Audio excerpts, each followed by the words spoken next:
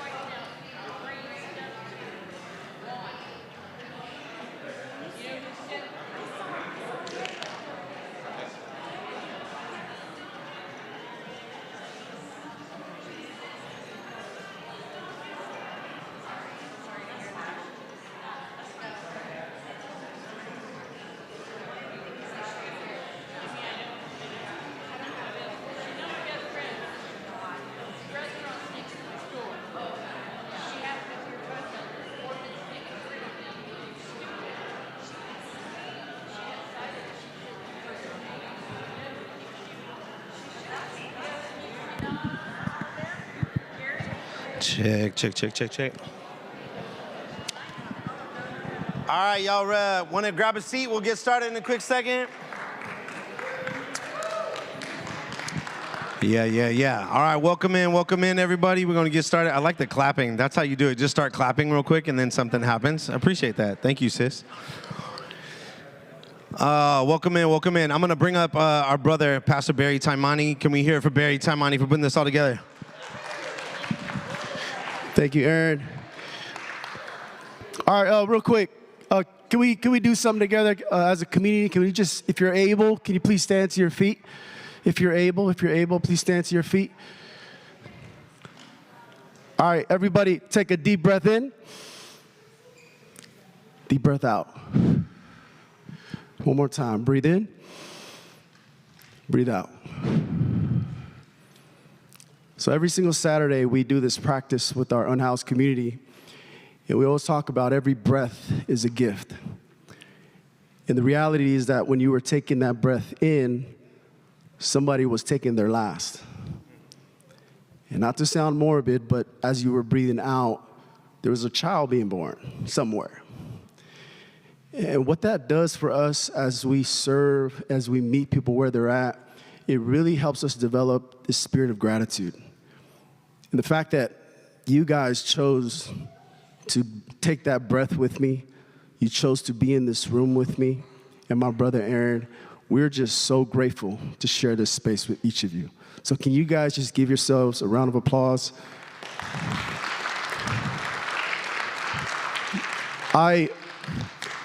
We were at the council meeting, and me and Aaron, we were just, this is my boy, but we were just, have a seat, get the load off your feet. My wife's like, tell them to sit down. She keeps me in check. But one thing I love about Aaron is this guy's inspired me so much in this line of work. 3 years ago when I met Aaron, I shared with him that I wanted to launch a nonprofit.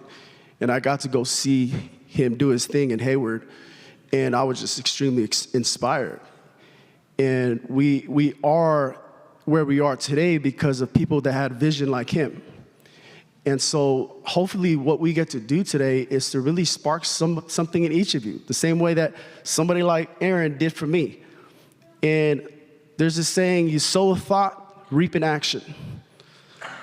Reap an action, or sow a thought, reap an action. Sow an action, reap a habit. Sow a habit, reap a character. Sow a character, reap your destiny. And so I'm so grateful for the things that I've learned from people like Aaron that has taken an idea and brought it to life. In Melino Foundation, we launched about 1.5 years ago. And yeah, give it up, man. I got my board in the room, but Melino means peace in Tongan. I'm Tongan. And our mission statement is we exist to provide Christ-centered peace to those facing trauma, which is everybody in this room. We've all faced some type of trauma, right? But through recovery and supportive communities. And our goal is to equip people into healthier lives. And we have a couple people here that have lived experience being unhoused that are gonna be sharing later. I'm excited for you guys to meet them. But I'm just really grateful for you, brother. When I shot this your way and you said to do this, man, they're here.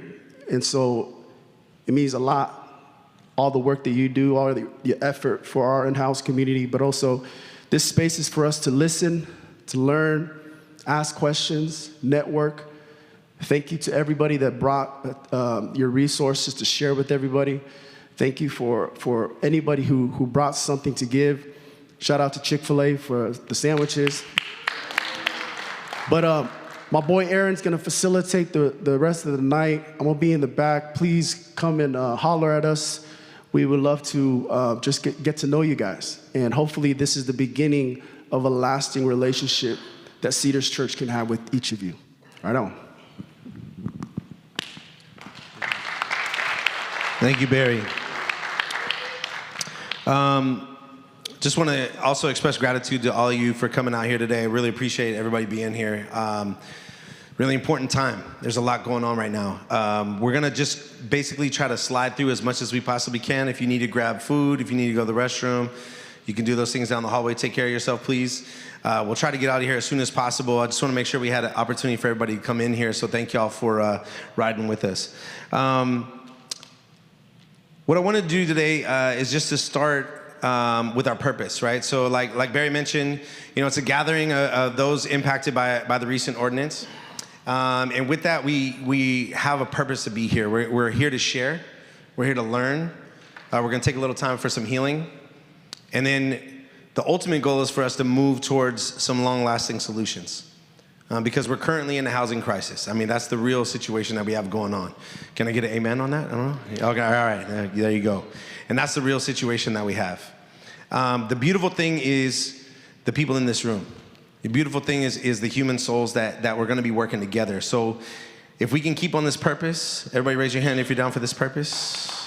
There you go, excellent. Okay, we're moving on. Agreements, real quick. This is a tense subject. Some of us went to the Fremont City Council meeting this past week. We saw a lot of feelings, a lot of emotion.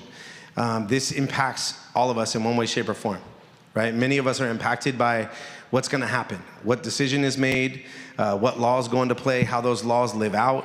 We can't control all those things, but we can right now show up in a space where we can just show up well for each other. So we're gonna ask if we can all just actively listen, right? When we're talking to each other, let's just pay deep attention. Let's make sure that we're focused on what people are saying, not necessarily to respond, but just to receive information. Everybody with that say yeah. If we can also respect each other's life experiences. We're all coming from different spaces, different places. We've all been raised in different ways. We all have different traumas that we've endured, and we've all endured traumas, right? So if we can respect each other's life experiences, can y'all say yeah? Yeah. All right, we got one mic. And what we'll do with that is make sure that we only have one person speaking at a time. If everybody can agree with that, say yeah? Yeah. If we can recognize the humanity in everyone, right? There's people that come, again, from different places. We look different. We have different backgrounds, we have different experiences, different clothing, different vehicles, right? Different shoes. It doesn't matter, but can we see each other's humanity? If you're with that, say yeah. Yeah. Can we be willing to challenge what we already know? And what that means is, maybe I think I knew something coming in here, but can I be willing to unknow that for a little bit tonight so that I could possibly learn something new? Is everybody with that? Say yeah. Yeah. All right, can we be fully present to bear witness to each other? Just witness what's happening, right? If somebody is becoming emotional, that's okay. That's okay, we all have the right. All of our responses to something that's difficult is a valid response.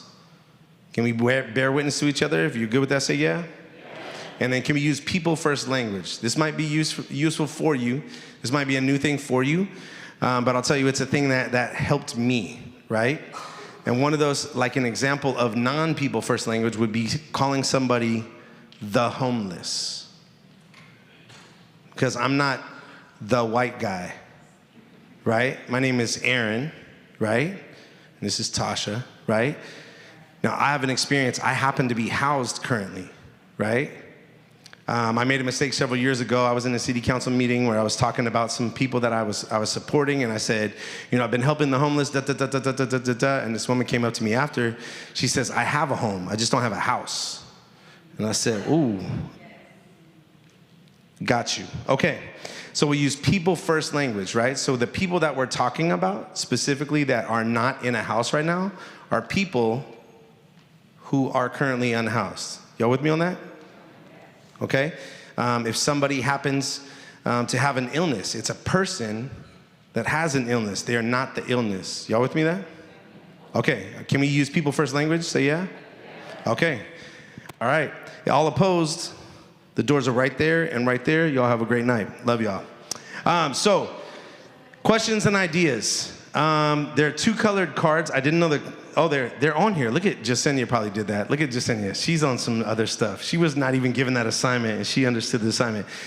So if you have a question, I know we actually want to receive all of your questions. We want to know all of your questions. We also want your ideas. And I think we can all be richer as a community if we have your questions and ideas. Tonight, we're not going to be able to get through those, just time-wise. But this, just so you understand, the purpose of tonight is not to solve it. The purpose is for us to connect, get some shared language, shared experience, and then be able to set up follow-up conversations around specific items, okay? So if you have a yellow card, You can go ahead and write your questions. Put all your questions on there. It'll help us to sort it, and then we can get information. If there's ways for us to disseminate that out later, we'll be able to do that. If you have an idea, please put that on the blue card. We'll take those ideas and make sure they get to people that utilize ideas. Everybody good with that? Say yeah? Cool. All right. I'm going to try to zoom through this. I literally stole this information. I cited it on the bottom of the slide. He told me don't even cite him. His name is Kevin Nye. This is an author that we had out for an event. He currently works in Minneapolis doing homeless services, working with youth. They call it TAY Youth, Transition Age Youth in Minneapolis. He also used to work in Los Angeles, in Skid Row, specifically doing work around the unhoused population that was down there. So Kevin Nye has put this together. He presented this in October, and I wanted to share it for y'all. It just gives us a little state of what we're talking about. So what is homelessness? Homelessness is a result of vulnerable populations colliding with broken systems. Vulnerable populations colliding with broken systems. One of the things that we see is there's this misnomer, there's myths around homelessness, that people believe a certain thing about folks who do not have a house that are not necessarily true. I'll just give you one fact that goes against a myth. So there's a myth that's been said quite a bit around the entire world, entire country, and that myth is that all the people that are unhoused in our community are from somewhere else, and they moved here to be able to take away from my community. And I'll tell you, it's untrue. It's just factually untrue. UCSF, Benioff, they just did a study this last year, found that across the state of California, more than 80% of the folks that are unhoused in our state are from the county that they're currently unhoused in. That's where they were recently unhoused. I'll tell you, for me, in the shelters that I've operated, I operate 2 shelters in the Eden area. Our number is 86%. Of 1,174 people that we served last year, 86% of them are from within a couple miles of the spaces where we served them. So this is just the facts don't support that myth. Okay? So what happens is we have people that are vulnerable populations, they're colliding with a broken system. Give one example, and these are not to trash systems, but our Section 8 system has a rule in there that says if somebody's on Section 8, they're only allowed to have people live in that property that are on the Section 8 voucher. Makes sense, right? But people that are on Section 8 know other people that are also vulnerable. So if somebody is vulnerable and they decide to live with someone on Section 8, then that person loses the voucher and they both become unhoused. That's a broken system. It incentivizes isolation and only taking care of myself, right? It's not horrible. It helps a lot of people, but that's a system that makes it to where people remain unhoused. Y'all with me? Okay. This right here is an example that Kevin gave. And the idea is that we're playing musical chairs, right? If we're sitting and we're playing musical chairs and we have 10 people, and then we play the music and we take a chair away, and now there's 9 chairs, and then we stop the music and we go to sit down, everybody except for Tommy gets a chair because Tommy has a broken ankle. So what's the reason that Tommy didn't get to sit? Is maybe Tommy's irresponsible. Maybe Tommy has low calcium. Maybe Tommy wasn't paying attention and fell off a curb and Tommy broke Tommy's ankle.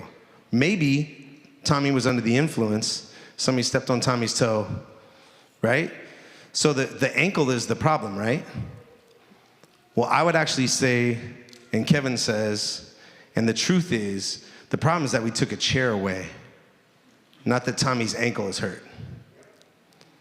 The real problem that we're dealing with is a system that's not supportive of folks that are vulnerable, right? So this is the idea of vulnerable populations coming in contact with broken systems.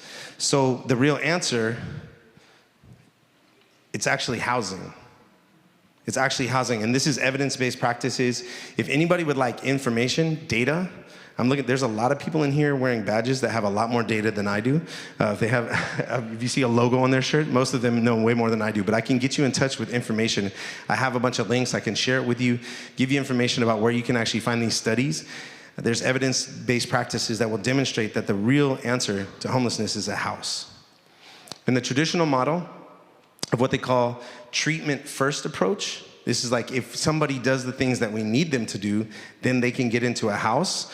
You would start with somebody who's experiencing homelessness, right? Somebody who's unhoused at that bottom.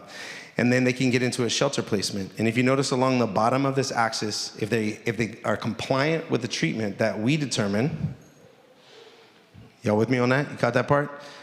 Treatment that I determine as a service provider, and they have psychiatric stability, and they're abstinent from whatever I think they should be abstinent from, then they climb these steps from unhoused to shelter placement to transitional housing to permanent housing, right? This is a deserve-based model, right? If somebody does what I say to do, then they deserve to climb these steps.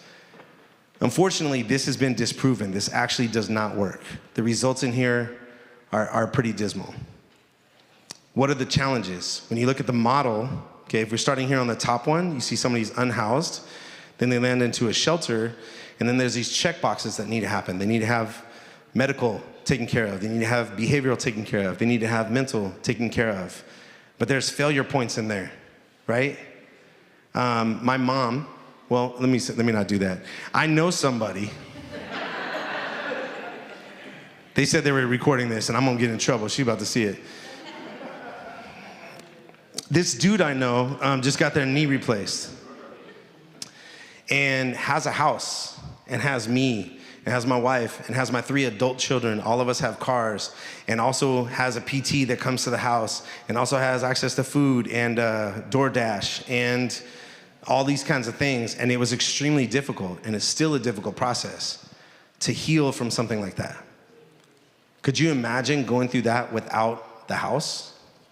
Can you imagine going through that without me, my wife, our 3 adult children, all the vehicles, all of the food, the DoorDash, the access to all the resources that you need, the PT that can't find you? Okay, I'm talking to the right crowd. Okay.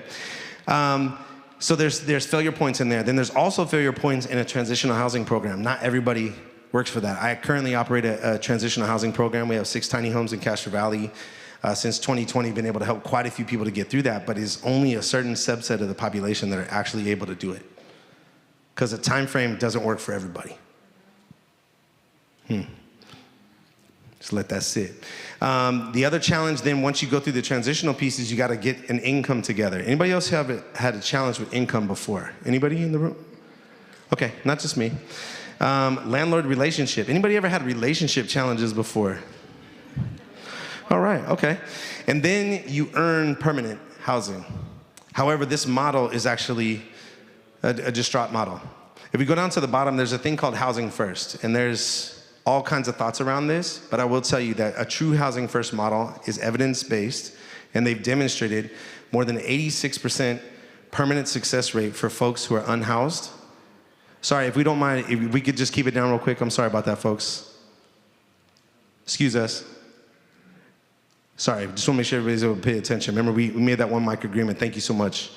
A housing first model, one of the things about housing first is the idea is we just give people a house with a key, with all of the support that they need, and we check off medical, behavioral, mental, income, landlord relationships. We do those things, we check those off, and with that, we see stability arrive from there.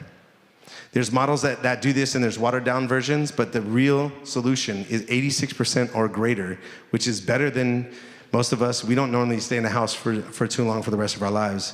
There wouldn't be 86% of us that say we've been in the house for our whole life. But we're saying that there's actually evidence that proves this. This is a national model, so we can look into those things. It works. Number one, ending homelessness is cheaper than managing it. A study was just released actually from Santa Clara County 3 weeks ago. It's called the cost to do nothing. There's a study. And that cost to do nothing demonstrated in Santa Clara County that it costs more than $62,000 a year to treat or respond to someone who is unhoused on the street. It's what costs all of us. What would it cost for us to actually put somebody in housing when they intentionally put people into housing first, provided the support that they need? It was roughly $42,000. So it's a $20,000 saving to actually solve the problem per person. And that's in the tunes of billions of dollars, if you're looking at Santa Clara County, which is a pretty large county. Agency, the ability for an individual to make choice, it leads to buy-in. Choice leads to empowerment, right? All of us, I'll tell you, for me, I want to live in the neighborhood I want to live in. I want to have the kind of fence I want to have. I want to kind of have the garden responsibilities and ability that I can. I want the front yard to not be maintenance. I don't like maintenance in my front yard. I just want to come home and my front yard looks good. Can y'all tell I got a problem with that? Anyways, it's got rocks, and the stuff grows out of the rock. Why is it growing out of the rock? Anyways, okay. But in this model, when you house people, people are safe. The chief of police in Fremont said last week, he said, we do not get phone calls to properties where people were formerly unhoused that live in their own house. And I was like, can we end the meeting right now, please? Like, that was it. That's the whole meeting. He said, we do not get phone calls when people have doors and people have bathrooms and people have refrigerators and people have resources and people have services. He says, we don't get calls, which means it's cheaper for all of us, right? If we just give people houses, just to put it out there. Support services are effective because you can find people. That UCSF study demonstrated this last year that roughly twice as many people utilize services in a shelter space than they do on the street. And it's because you can find them. Any service providers have trouble finding people? Yep. And there's a lot of nods. If you look around, all of us have the same exact challenge. How often do phone numbers change? All the time. Moving on. If housing first works, why is homelessness getting worse? This is a HUD subsidized housing units chart. So there's a national coalition that measures how many subsidized units we have around, and they go through different areas, and they actually publish a study every few years. You'll see here, back in 1976, we had a lot of units, and we had the black line there is how many units we had existing. The red was how many were built that year. And if you go down, you'll see these numbers start to go down. The existing number went down that were affordable, right? Housing units. And then you also see that the construction goes way down, and it continues to stay down. So we have not caught pace with building enough units for the affordable folks that we have in our community. Across the country, there's a metrics that they have. And the idea is if we have less than 50 units for every 100 people, we're gonna be in trouble, and I'm gonna show you where we're at in California. This graph right here shows rent prices, which is that darker line, which anybody sees which direction that's going? From 1985 to 2020, that continues to go up. The income is that lighter green line, and where does that stay? It just stays right about flat. So we see the income is about flat, and we also see the facts show that our rental prices are going up. What happens when that happens? People lose housing. This is that affordable and available rental homes per 100 that I was talking about. If we have more than 45 or more than roughly like 50% in an area where you have enough affordable units for 50 out of every 100 folks in need in your area, then you are in a decent space. There's only a couple states, and none of them will be able to help out Fremont. If you notice, 30 or fewer are those red spaces. The darker color demonstrates that there are less than 30 units for every 100 individuals in need. Every extremely low income, ELI, means you're less than 30% of the average median income in an area. That's ELI. So we in California are roughly 25 out of every 100. So we're not keeping pace. So what's gonna happen if we don't change that is it's gonna continue to grow. The national average is 37. California is much farther behind that. Quiz, real quick. Does anybody know which states have the highest number of unhoused individuals? There's 3 of them, top 3. New York, Texas, and Cali? So you got 2 of those right. New York and Cali are right. Where's the other one? It's the bottom right, yeah. Florida. What is the city that has the highest number of unhoused individuals in the United States? Los Angeles? It is actually New York. But you don't know about that because New York has prioritized sheltering their unhoused population. Think about that. That hits a little different, right? I'm just saying, just making points. Where are we now? I'm gonna ask legal counsel for the California Homeless Union, Anthony Prince. He's gonna come up and share with us just a little bit about the current ordinance, and then he has an opportunity for supporting that. Can we please welcome Anthony up?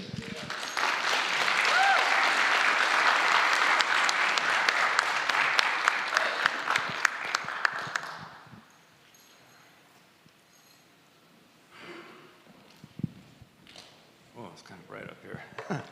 Okay, thanks, thanks, Aaron, and thanks to Aaron and Barry. And I'm very encouraged to see so many people from the community coming out tonight under these very difficult circumstances, where we are faced with a facially unconstitutional ordinance, which is being is scheduled to go into effect just in less than 2 weeks. And what we are doing with the California Homeless Union, and by the way, I should just explain, California Homeless Union was formed about 10 years ago. We're actually a statewide organizing council. We have 24 local unions, including the Fremont Homeless Union, Sacramento Homeless Union, El Centro Homeless Union, Novato, San Jose, Santa Cruz. We are all over, especially Northern California. We are an actual rank and file union of homeless people. And when we say homeless, we mean not just the people that are visibly on the streets or in the shelters, but actually the larger contingent of people that are struggling with housing, marginally housed, living in foster care, living in weekly rate motels, you name it. Homelessness is much broader, much more pervasive, and far more segments of the American population, U.S. population, are at risk of becoming homeless. I really appreciated Aaron's presentation there, because the fact of the matter is that the fastest growing segment of the homeless today are retired workers, so-called baby boomers, children, people living in vehicles that they once were able to afford. They had a home, they had their RV, they went to Yosemite, they lost their house, they're living in their RV. So homelessness is a crisis, it's a systemic and societal crisis that has systemic and societal roots, as Aaron pointed out. I was asked to talk briefly about this ordinance. The ordinance has two principal components. One is that it makes a crime for a homeless person to essentially conduct themselves with activities for their survival, putting up a tent, putting up some kind of shelter to protect themselves from the elements, being in possession of survival items such as blankets and pillows and whatnot. It also criminalizes the act of, the second aspect of the ordinance is it criminalizes anyone, any organization, any individual who aids, abets, or acts to conceal the crime I just explained about a homeless person simply surviving in the streets and streets of the city of Fremont. That organization, that individual, could also be charged with that same crime on the basis of aiding and abetting. And the city of Fremont has added an element generally unseen in the California Penal Code to aiding and abetting, and that is concealing. So what does that mean? That means that if you become aware of a person or a group of people who are being pushed out of one area and are struggling to find another area to go, and you might suggest something, or you might assist them in relocating for their survival and to avoid being arrested, you are now aiding, abetting, and arguably concealing, and you are subject to being charged with the same criminal offense. This is one of the most draconian measures that we have seen in the last 10 years. We have successfully beaten back these type of ordinances. Most recently, just 3 weeks ago in Vallejo, we were able to get a restraining order for the first. We are the first to get in federal court a federal restraining order to stop the displacement of an elderly homeless woman since the Grants Pass decision, since the U.S. Supreme Court put its stamp of approval.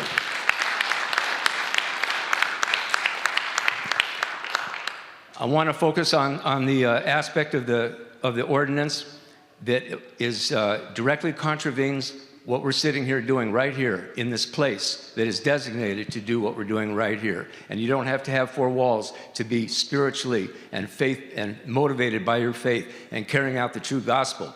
You don't have to have a place. You can be out there in the homeless encampment.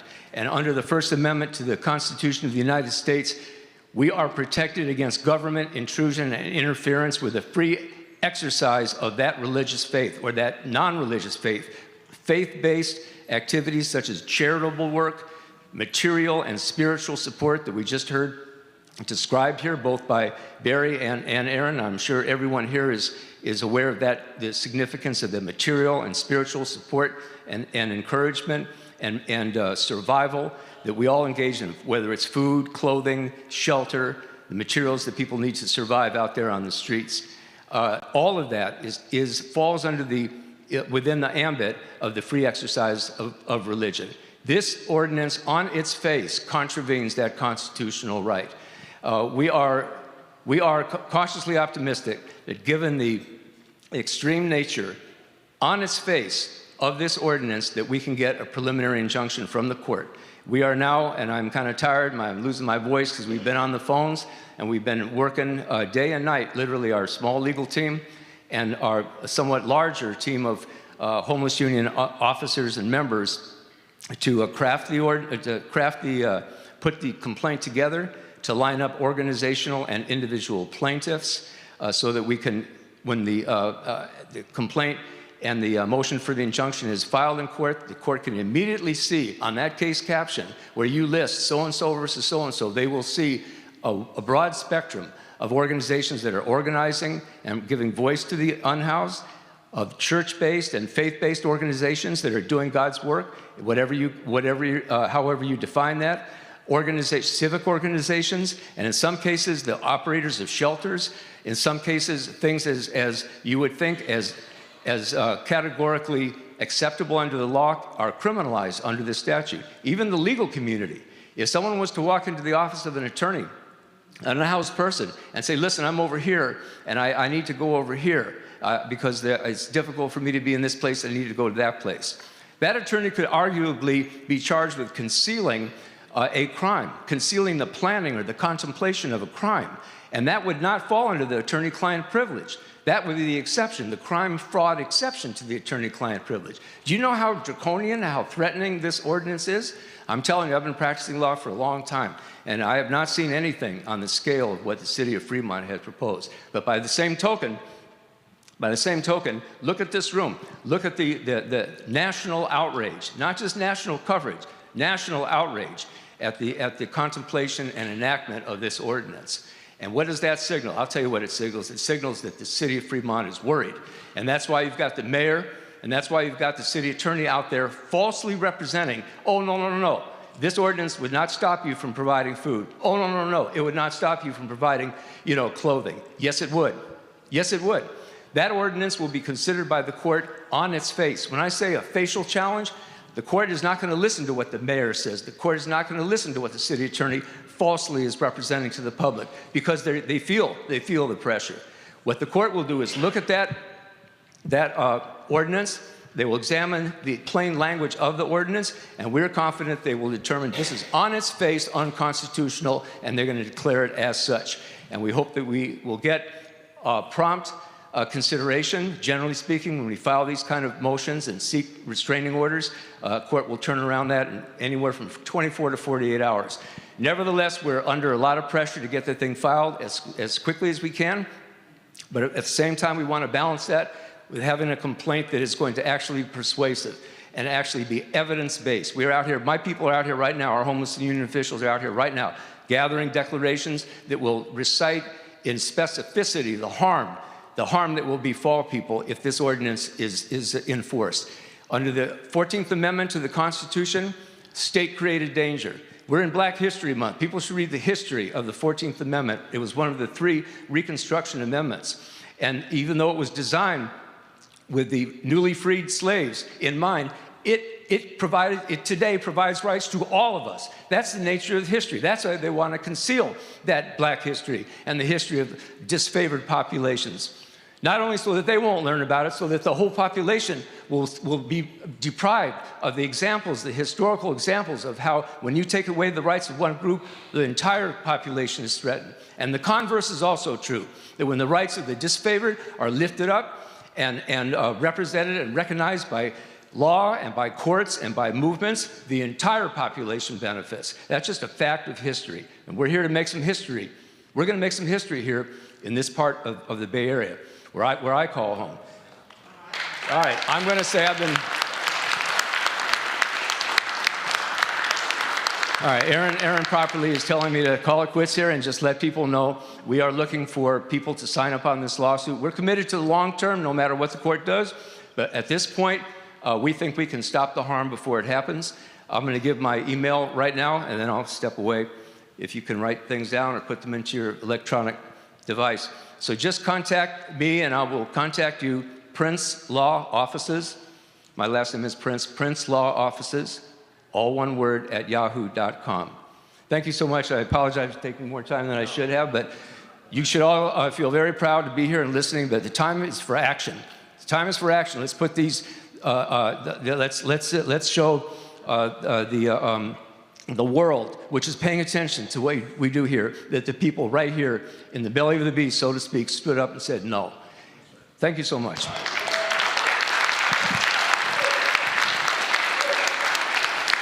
I just want to thank Anthony for all the work that he's already done, what he's currently doing, and what he's going to do. You did not take too much time. You took the right amount of time. And if you have ever experienced something tough, can we just clap for what it is to have somebody fight for you like this?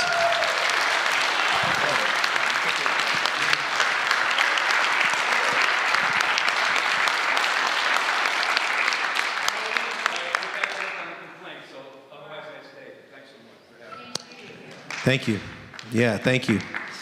Man, we all need somebody to fight for us like that, huh? I'm going to invite my two friends up here that I just met today, Tasha, Clint. If you guys don't mind, just join me real quick. You can change your mind. It's all G. One of the things that we need to think about is the actual impact that this ordinance has on human beings, right? And I got two human beings right now that have an amazing life story, but also they're just amazing bright lights. Can we just clap for amazing bright lights in the room?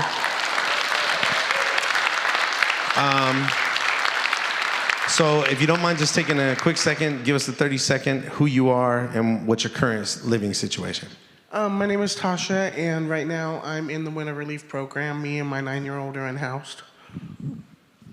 My name's Clint, and I'm unhoused, and I got a part-time job, but currently without a house.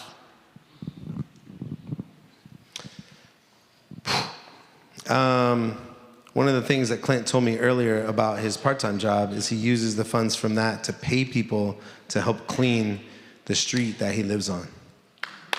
Yeah.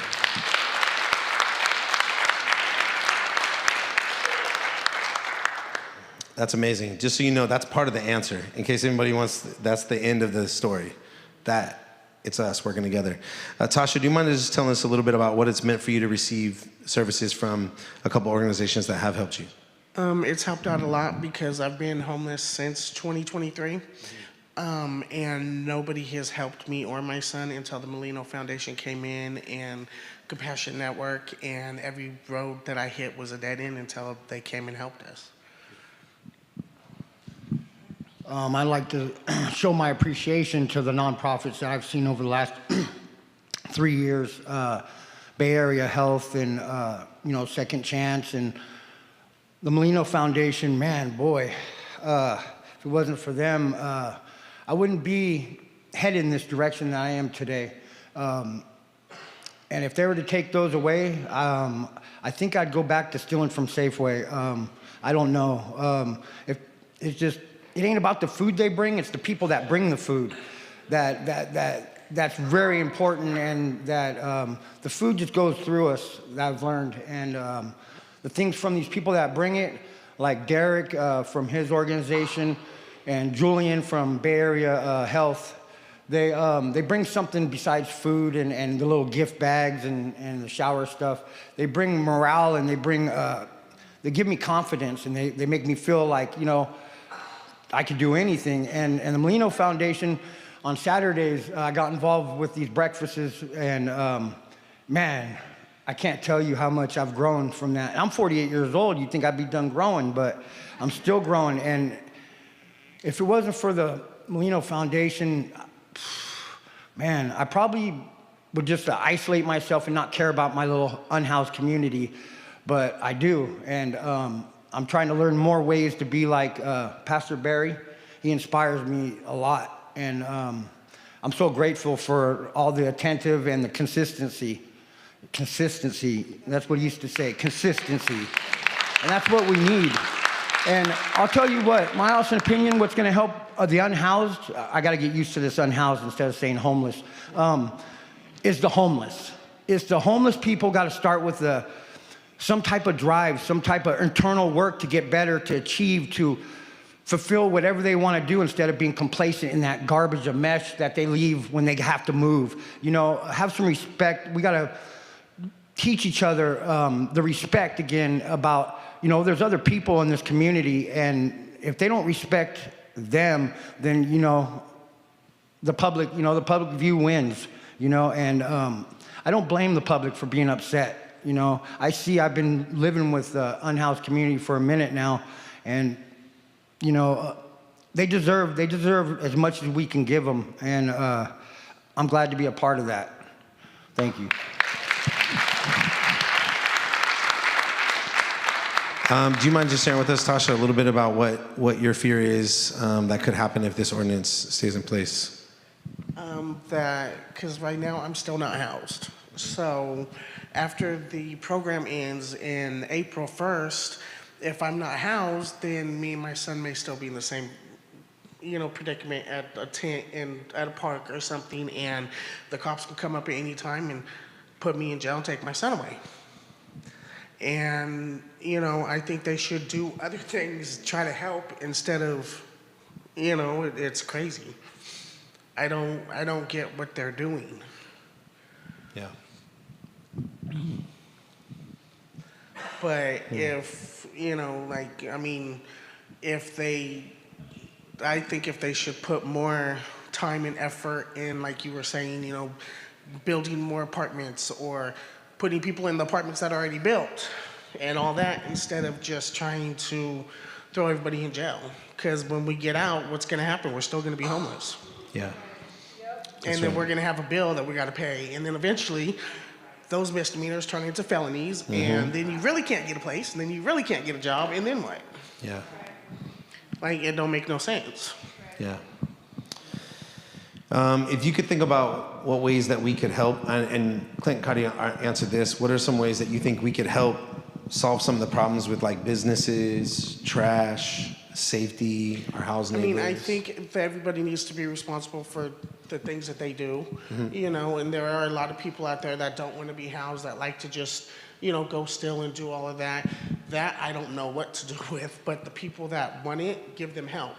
You know, put them in places, and instead they're giving housing and all this to people who don't want it, and they just mess it all up, and they'll still turn around and give it to them right after they mess it up and leave everybody else who needs it in the dark. So it sounds like housing and the right amount of services, the appropriate level of care. Yeah, because they only focus on, like, that one person that don't want it against the 500 that do. Thank y'all. Thank you guys for sharing. I appreciate you guys. Thank you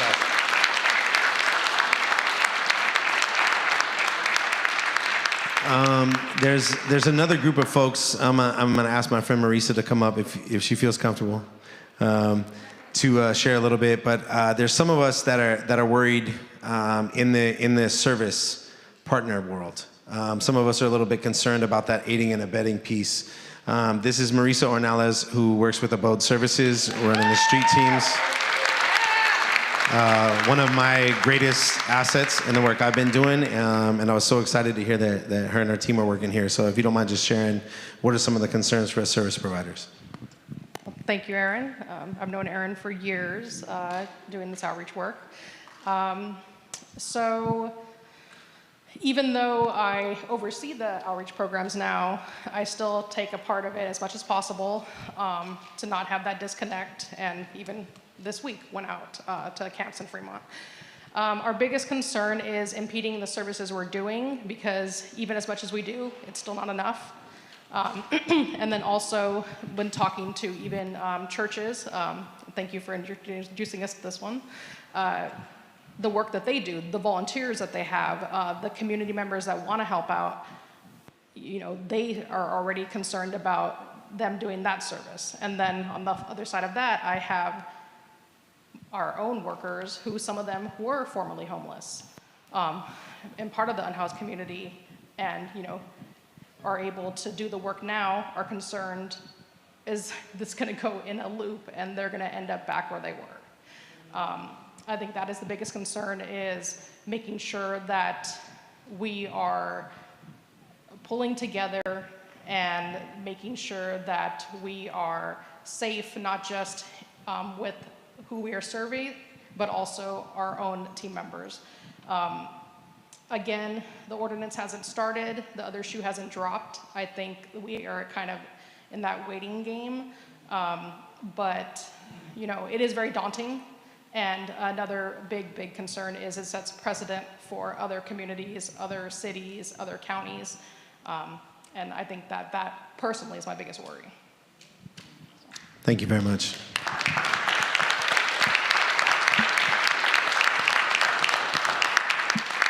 Part of the legal precedent for fighting this is actually the very real fear that is being experienced by those of us that are in service provision. Because of the fact that we could potentially serve up to 6 months in jail and have to pay fines for aiding and abetting. And one of the things about Anthony, what he mentioned was concealing these items. And in the ordinance, in the letter of the ordinance, it specifically says paraphernalia is listed as a sleeping bag, a tent, a bedroll. These are like actual terms that are described. And then in the city council meeting, it was explained, oh, this won't apply to those things. But it's written in the ordinance. So what you say in a city council meeting versus what's in the letter of the law that's enforced by a law enforcement officer, that law enforcement officer can only take the law. So that's part of the issue, and it's creating fear, and it's actually creating a bigger challenge. So what would the impact be on our housed neighbors?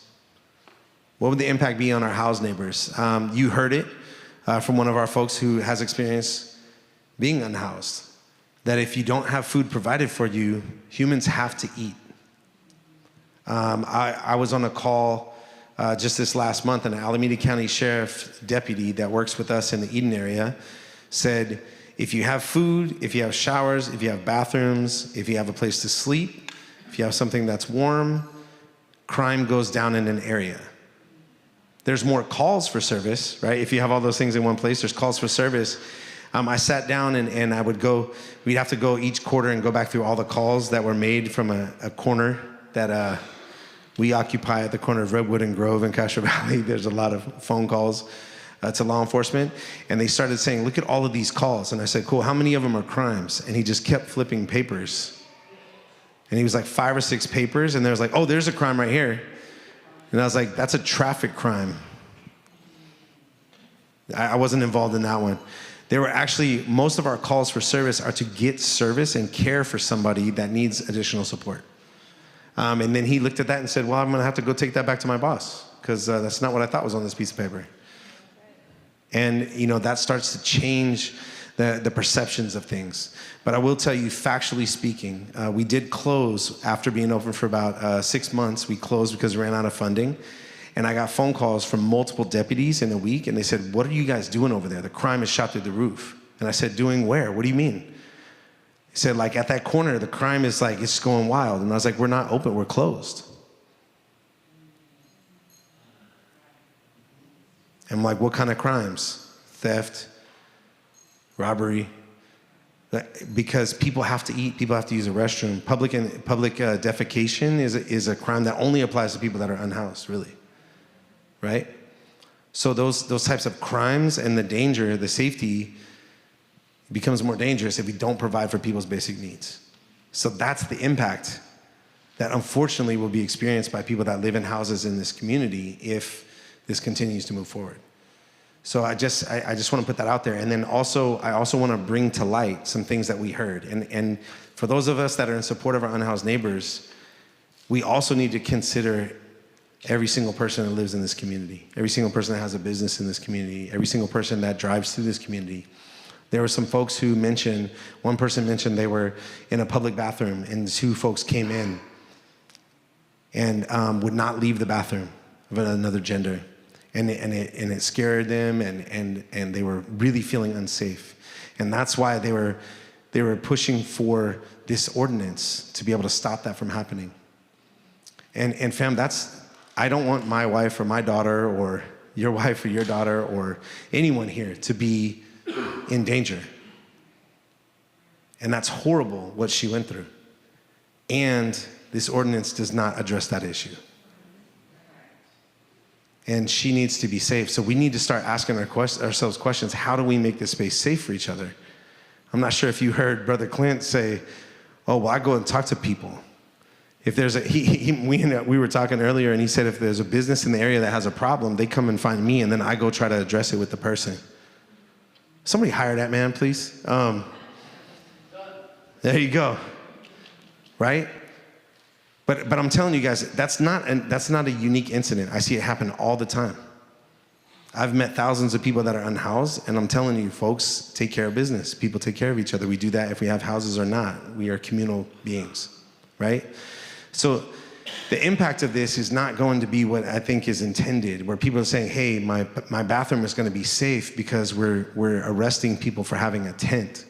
What ends up happening is people will start to lose their lives. Just this past week, unfortunately, 2 children, a 4-year-old and a 2-year-old, lost their life due to freezing. You know, and that happens on a regular basis. I don't mean to make it a sorry story, but the reality is when we take away people's survival mechanisms, then people don't survive. That's what happens. Can we all just take a deep breath real quick?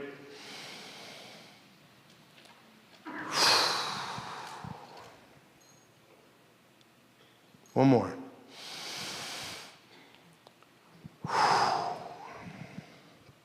That was a lot. Whew.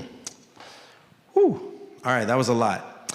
Let's we're gonna shift the energy a little bit. Do y'all mind if you're able, if you don't mind standing? Erica, where you at? You got me? If we can get into circles, if you guys can circle up, let's get a group right here. And this is hopefully with people that you don't know. If you guys don't mind just getting up, we're gonna do a quick activity. It's gonna take us a couple minutes. Get in a circle of about 5 to 7 people, maybe 8 in that. Let's do another one over here. Let's get one right there in that aisle. Let's get one at the back. Let's get one over there. Let's get circles of between like 5 to 8 people. If you guys don't mind just facing each other in a circle, just get in groups. Circle up real quick, circle up real quick. All right. Is it cool if I move? I got you. Give one to each group. Oh, my fault. Thank you, thank you, thank you.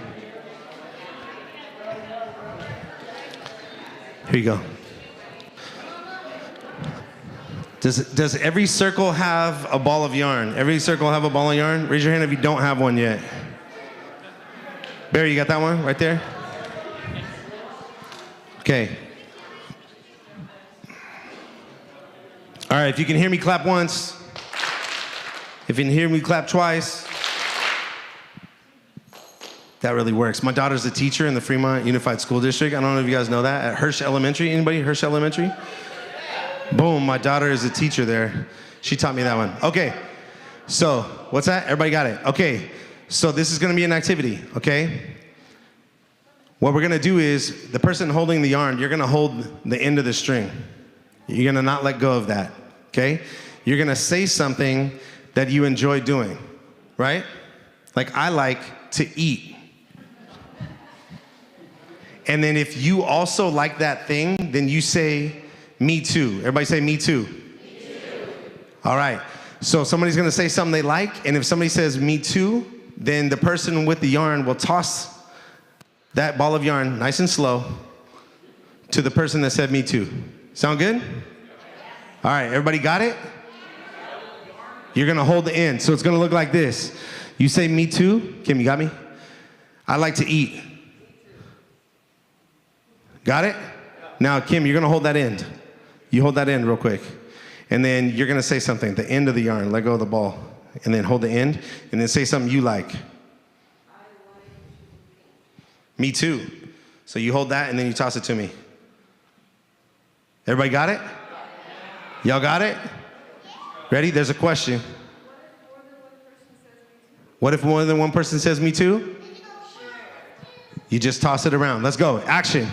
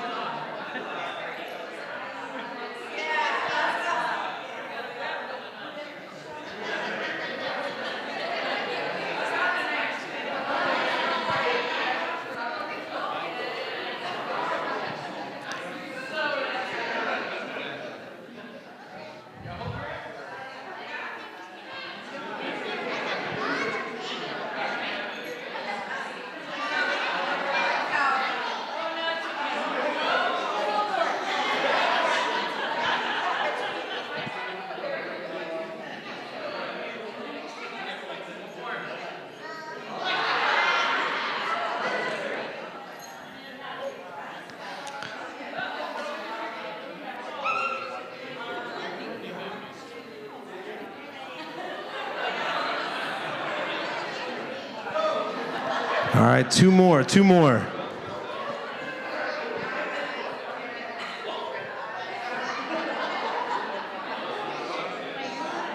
All right, last I like to do. Last one. Yes, ma'am.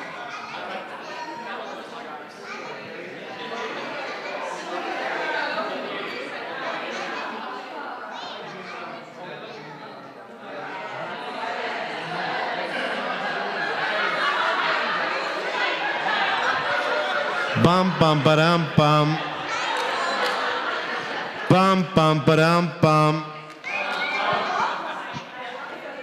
Bum bum ba-dum bum. All right, now look at the folks across from you. If you got slack, back up a little. Hold tight, back up tight. Make it tight. Look at the folks across from you. Make eye contact. Feel free to jump in, man. Jump in the circle, boss. Everybody look, make eye contact with every single person in your circle. Take a second, just make eye contact with every single person and acknowledge the eye contact with every single person in your circle.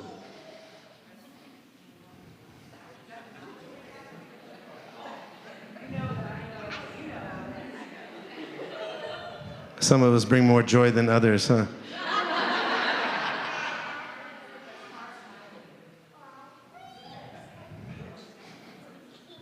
Does everybody acknowledge each person in your circle? Bum, bum, ba-dum, bum.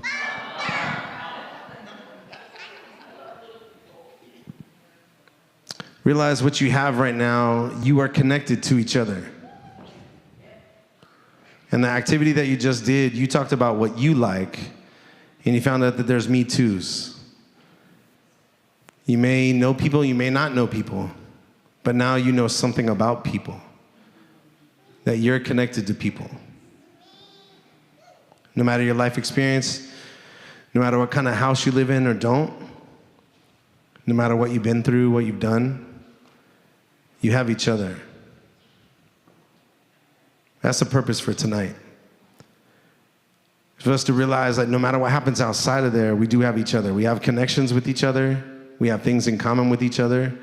You can share joy without knowing anything about anybody else. You can share and receive compassion, joy, love, support. Some of you needed this right now, just to have somebody look you in the eyes and acknowledge you.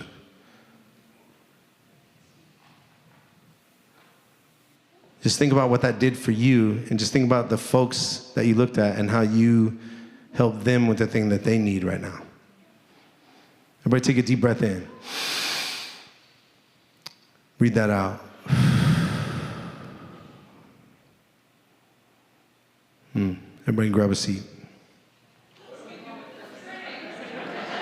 There's no instruction on what to do with the yarn. Y'all got to figure that out.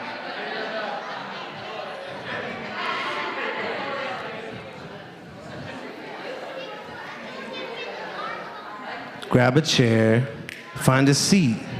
Grab a chair, find a seat. Grab a chair, find a seat. Grab a chair. Where's the drums? Find a seat. Grab a chair, find a seat.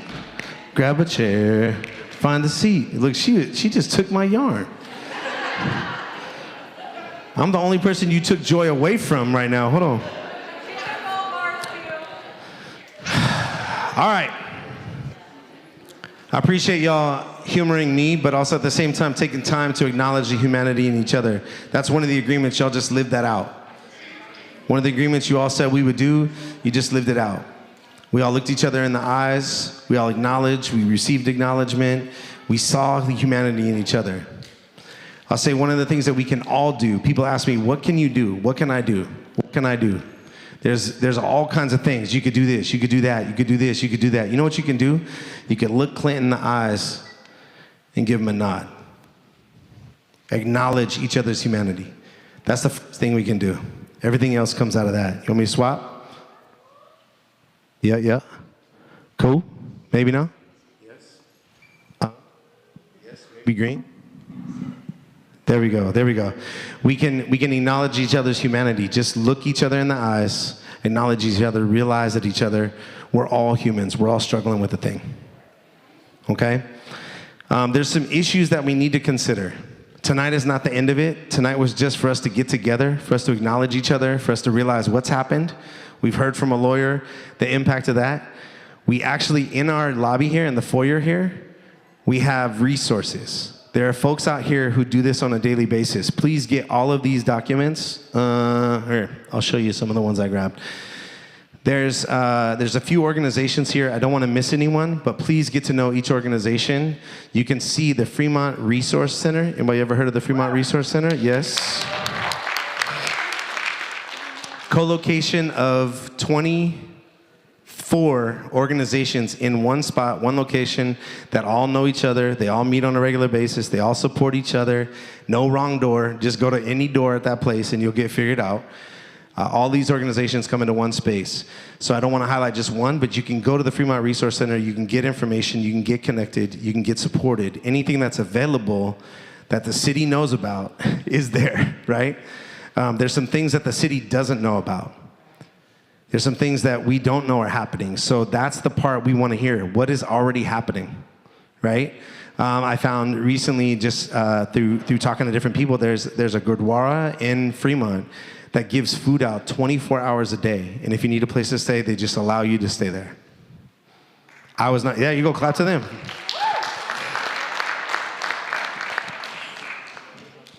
Some of the work that I do, we actually support families, we support young people, and there is a Muslim community that's very active here in Fremont, and they supported the South Hayward Parish in Hayward to be able to help get over 100 items from Amazon purchased and sent to our address to help make winter warm for a bunch of young kids, jackets, toys. We can do more. We can support each other. We just need to realize that there's things going on. There's people that are called, that feel led to do a thing. Let's get together. Let's support each other, okay? So we're going to move into action in a minute. But I'll say, in addition to that, there's this street medicine program. Bach, where you at? They're over there?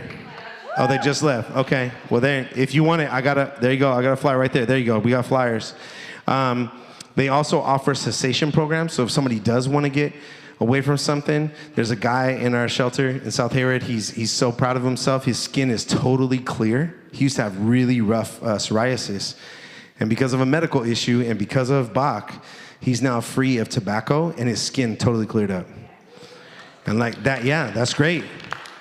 And he gets rid of a lot of issues that he had in his life, medical issues, but also there's confidence, right? We all just need to be able to get our stuff together, right?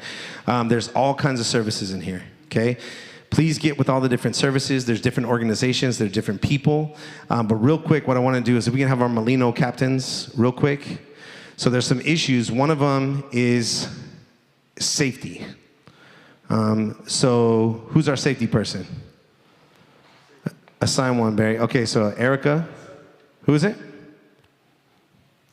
Melissa. So if you're interested in helping and getting to know about finding out ways that we can increase our safety in our community, then let's get with Melissa, give her your information, give her your email, your phone number, say, hey, I want to be involved in the safety conversations. We'll have meetings coming up from here. We're going to get stuff out to you. We'll organize some working groups saying, hey, here's some safety issues I'm seeing. Here's some safety things that I really like. Let's get with Melissa and support her. If you're part of a faith community and you would like to engage with other faith communities to be able to do this work and continue that work, can we go with Pastor Barry? That's Pastor Barry right there from Melino Foundation. Yes. What about if somebody wants to do food, like handing out food or basic items for people? Nico. All right, so this is Nico right here. So Nico, he'll be in that corner. If you would like to be involved, if you know somebody who's handing out food or you would like to be a part of that or you'd like to donate some things, you'd like to know where to take 200 chicken sandwiches, get with Nico. That guy's also a chef, by the way, side note. That's a good plug right there. Yeah, there you go.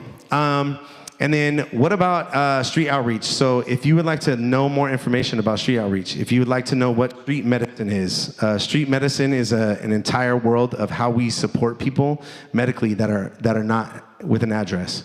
Let's get with Marisa right there. If you guys don't mind just getting with her. If you'd like to help out, if you'd like to donate, if you would like to volunteer, get with her.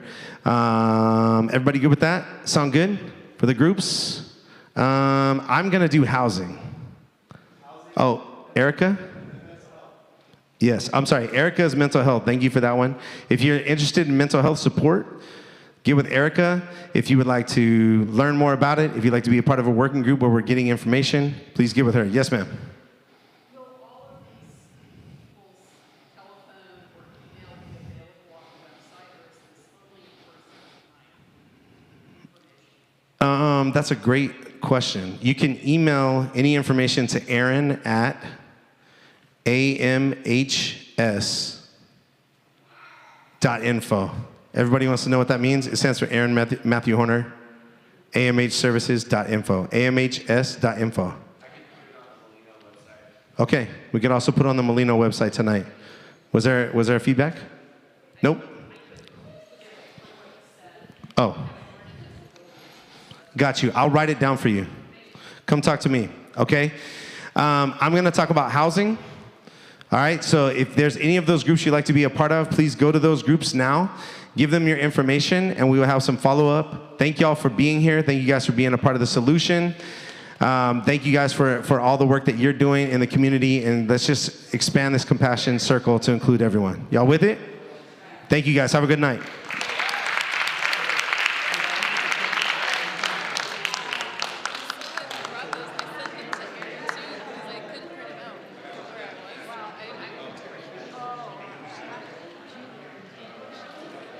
And then